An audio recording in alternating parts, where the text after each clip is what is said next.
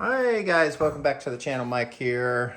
Been a while since our travel videos, and just gonna do some cooking at home tonight with some fresh organic ingredients. So come along and enjoy our cooking series. We're not traveling for quite a while now. I'll show you why. Yep, this is why. The star of the show now. So we decided to get a dog and take some time off from traveling because it's too crazy out there and just enjoy some home life and cooking. So we'll probably be doing some more cooking videos and some more local travels. Let's get into the dish tonight. We're barbecuing. We're starting with shishitos. All right, so we're just rinsing the shishitos. I'm doing some tinfoil. We're gonna go with the truff olive oil and gonna do a little bit of just salt on these and pepper. Nothing else, and then we do a truff aioli as a dip. And then the Danos is for our asparagus. Really good stuff. Lower sodium content on these. Spice for Danos is amazing.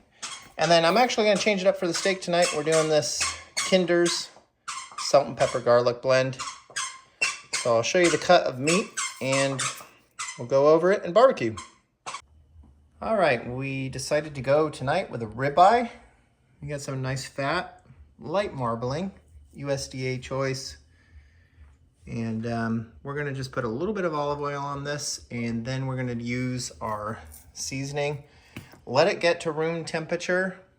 You don't wanna throw a steak on there fresh out of the refrigerator, and then your cooking times are gonna be a little off, whether you want it medium, medium well. So you want it to be at room temperature. I usually keep them out 30-40 minutes. Usually good enough. And then on this type of cut, we're right on about an inch here, probably only 15 minutes for medium, I would say.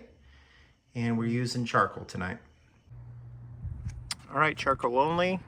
This took about 30 minutes to get to the top. You wanna start seeing it turn white. Don't dump it too soon or else you're not gonna have a hot barbecue. So we're gonna dump it and get the shishitos on.